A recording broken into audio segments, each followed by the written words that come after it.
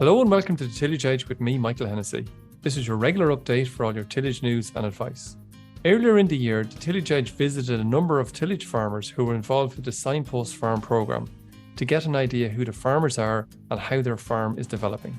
Sustainability and minimising the impacts of farming on the environment, indeed encouraging farm practice to enhance the environment, is at the heart of this programme.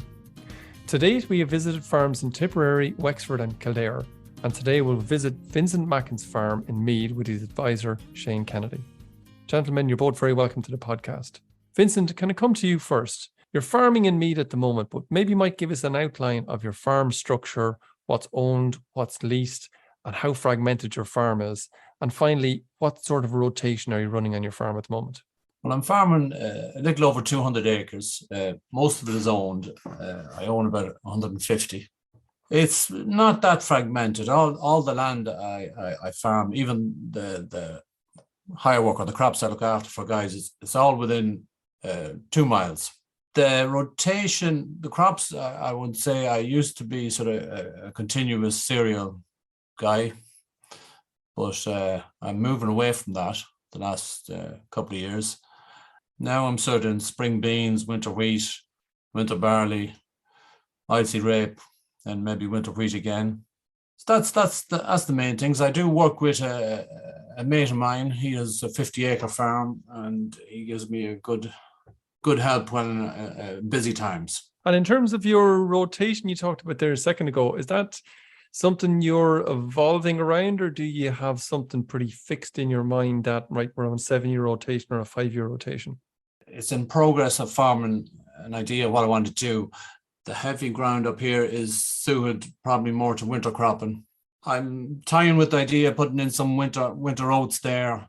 Winter oats can be a good spot for having winter barley after winter oats. Winter barley always seems to get that graveyard shift.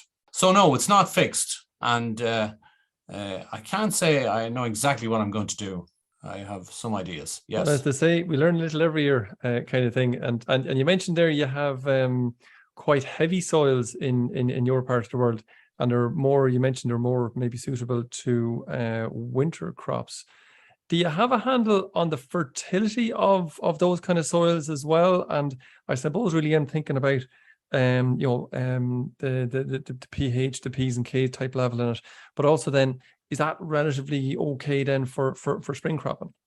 The pH is reasonably good. A lot of it is up close to 7. There wouldn't be much of it over 7. I would be certain liming ground if it dips on the 6.5. It does hold on to the nutrients, so it's good nutrient retention.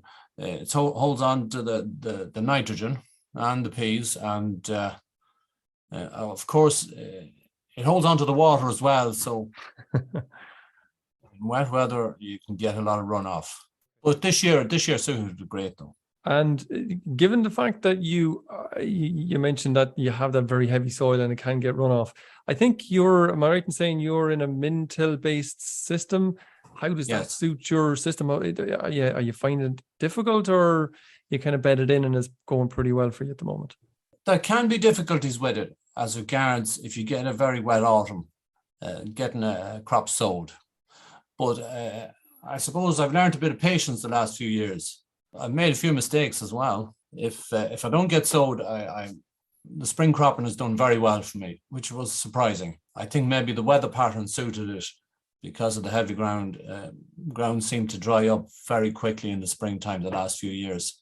It did well. The spring beans and the spring barley did well. Okay, and again, that's in a min-till based system rather than a plough, is it, or when did you move away from the plough? The spring cropping would be on a min-till basis. The winter crops, I'd be more or less just disking it and rolling it and then spraying it off, sowing into that. In the springtime, I'd nearly always run the tine harrow through it to get a little more depth, just to give the spring barley a better chance. Shane, you're Vincent's advisor for some time now, and you're obviously know him quite well. Just how similar would Vincent be to farmers, in his area in terms of the farming system that he's running? Yes, Michael. Well, as Vincent mentioned, he has soil type is predominantly heavy clays, and so that's quite similar to the farmers I work with in Loudmead and Dublin. A lot of heavy clays, and there's similar challenges with that in terms of the workability of the soil at certain times of the year. But there's also similar benefits to that soil, that there's great body in the soil. It's high yield potential soil, and it's great for winter cropping, winter cereals in particular. So there's similarities that way. He is slightly different in that the majority of farmers in the region would be plough based, because the plough can be more forgiving on that soil type in challenging years. But Vincent has managed to convert to Mintill, and he's doing it very successfully now. And he's not too rigid either. It's not, he's not afraid to do an extra pass of a disc or an extra tine harrow if it needs to be. Or he hasn't sold a plough yet either. So I don't think he's done any plough in the past year or two, but he has he uses it when he needs to, maybe for certain grass weed control or something like that. So it's a flexibility that puts him apart, that he's open to different ideas. Okay, and just thinking of that, and by the sound of you certainly know Vincent's farm in and out reasonably well. And when you're thinking about that, is there any particular areas in particular that you think Vincent should be, particularly proud of in how he runs the farm? But then on the flip side, then if you're to think about it, are there a couple of areas which you think, or maybe you've identified jointly together, that could be improved? It kind of comes back to the fact that he doesn't rigidly follow any particular program. He judges each year by year and case by case as regards pesticide use. He adopts a lot of the integrated pest management practices, and he's trying to move away from the prophylactic approach of just using a set program of sprays regardless of the risk that exists. So an example would be with aphicides in the autumn on winter barley. He doesn't just necessarily always spray aphicide. He'll assess his sowing date risk, and you'd often find him doing aphid counts to see if the load is there. And he may use it then, in more often than not, he may end up using it, but at least he's monitored or he's assessed the risk. And then an important part is he follows up and monitors the effectiveness of that application. And last year he left a small length of a tram line unsprayed with aphicide in winter barley. And it was a great demo to show groups, because he could really see where the BYDV infected the crop where it was unsprayed versus where it was sprayed. So it justified that spray. So that was one area. That type of stuff, the IBM is something I should be proud of. And areas to improve, well, I would say that when the local Teagasc ASAP advisor came out to visit us, we learned a bit about the pressures that are on water quality and in the region. And because of the heavy soils in County Meath, not all of it now, but in parts of County, most of County Meath, it's heavy soil. They're low risk for nitrate leaching, but they're kind of higher risk for phosphorus runoff. So that's the target, really, to reduce phosphorus runoff from the land. And I suppose the Mintill helps with that. But Maeve, who is the ASAP advisor, she identified some critical source points, due to the topography of the land and the location of the drain. Maybe we could do a bit more there. And we're talking about maybe increasing the buffer strip from the mandatory 2 meters to a greater width at that point, or maybe even planting a hedge to catch any sediment. Vincent, can I bring you back in there? And again, just to pick up on that point about that Shane was talking about in terms of very heavy land. And you mentioned that it's heavy, hard to work, but on the other side, very retentive for moisture, and it gives big yields. And running through the year, I think I was talking to you earlier on in the year, you were saying that you did get big yields out of your wheats, especially.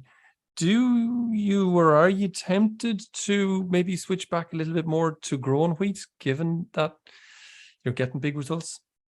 I'm not tempted. I think sort of the time for continuous cereal is coming to an end. Different reasons for that. I thought the yields were falling off a little. Maybe we're not able to control septoria in winter wheat so much, as good as we used to. Different things with winter barley. early sowing, if I have to go early all the time and sowing wheat and barley early, well, there's problems with that. The other aspect too, which has only raised its head this year, is the price of fertilizer. A lot can be done as regards saving, not using so much nitrogen on oilseed rape and in particular beans. Obviously beans doesn't get any nitrogen, but fertilizer in general. Like I had a very good crop of beans this year. I was surprised I would yield about 3 ton.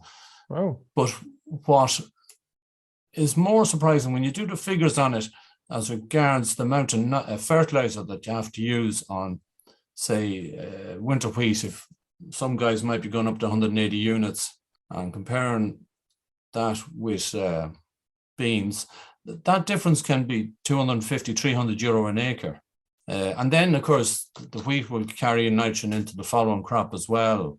So it's massive, like, you know, and if you have 3 ton of beans at 325 euro, that's, and then the subsidy on it, that's getting you way over 1,000 euro, maybe close to 1,100.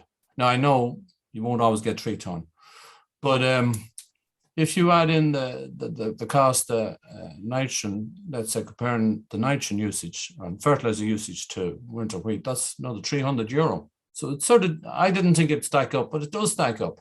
Of course, the price of rape too is a crop that used to be sort of risky, but it's less risky now.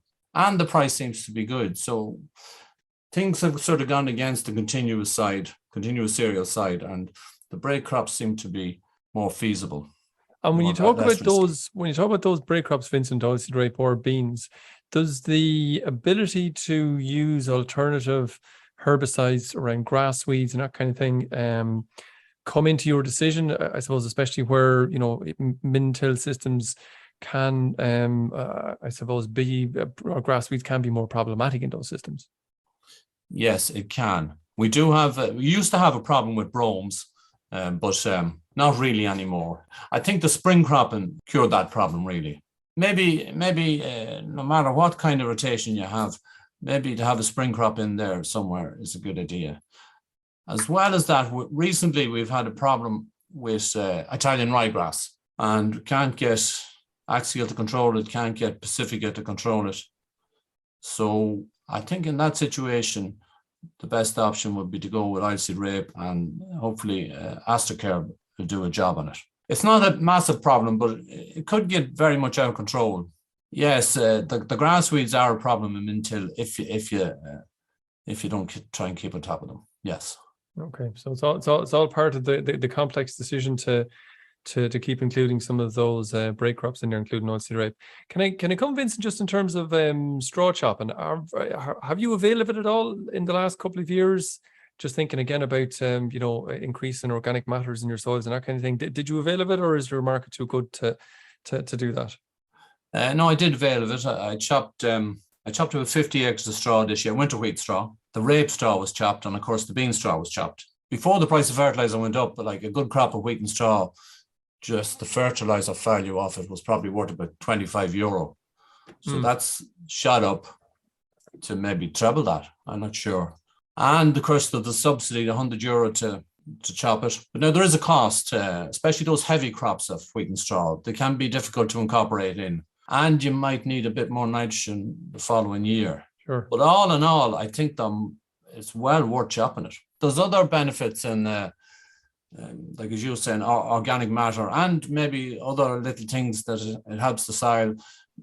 But heavy crops do take a year or two to feed back into crop yields, though. Yeah, sure. And have you found any difficulties incorporating that back into the soil in your system? If it was a very heavy crop, it can be. Yes, I have a heavy disc, and it took 2 deep runs of the disc to get it mixed in, and it's still not mixed in perfect. You know, right. Like the crop was 4.7, 4.8 ton of wheat. It seems that when you get up to that amount of straw, it can be a little problem. Like a 4-ton crop of wheat and straw is not so bad, like, you know. But once you get it higher, it can be a problem. A lot of stuff to get rid of. I know what you mean. Yeah.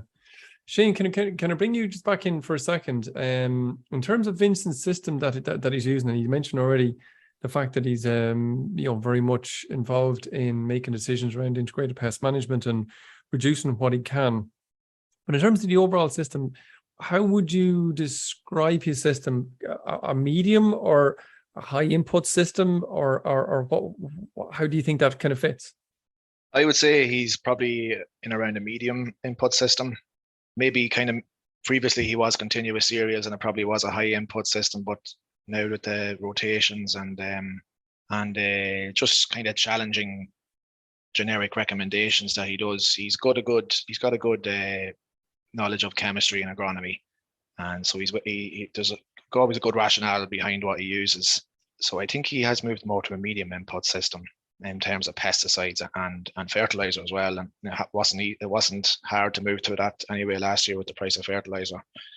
But I think that's part of his plan into the future, is to try and use a bit less, but in a sensible manner, without increasing the risk too much. Okay, and when you're talking about that, and you kind of broaden that out maybe a little bit further to the entire environment around Vincent's farm, are there areas that you think maybe could maybe on one side of it, but maybe could do a little bit of improvement or progress to be made in some areas? Myself and Mark Plunkett, we took some samples, biomass samples from Vincent's farm last winter. We took some samples of the oilseed rape that he had growing around Christmas time, and we looked at the amount of nitrogen that was in the biomass, the leaf and the root of that rape, and there was up to 200 kilos a hectare of nitrogen in that oilseed rape, and that kind of really opened our eyes to the potential of the heavy clays to hold on to nitrogen and release it back into a growing crop. And I think the fact that he had planted the rape in August, the crop was actively growing during a milder part of the year, and it took up a lot of that nitrogen that was knocking about. It had been a dry year before that, so maybe the previous cereal didn't mop up all the nitrogen. So more use of a winter crop like that to utilize that nitrogen. It's not going to leach. It's not as high a risk of leaching, I suppose, as some of the sandier soils, but it's great to use it in winter rape. That you can definitely, if you can keep the pigeons off it, reduce your nitrogen application next season. That's something that he did. We had a discussion about in the springtime. We looked at the green area index and we just had a discussion about how much nitrogen to apply, and definitely saved on it. And he did some experiments where he applied a little bit less in spots, and I don't think the yield difference was huge at the end of it. So that's using that free nitrogen, I suppose, is a big thing. Vincent, can I just ask you a final question? And it is around that kind of similar point as well, because again, the Signpost Farm program is really around reducing our environmental impact, and I suppose indeed maybe increasing the biodiversity on farms. If you look around your farm, do you see areas where you can improve? Whether it's the hedges or the poor corner that might need attention on one side, but maybe if you left it alone, it might be something that's good for biodiversity on the other.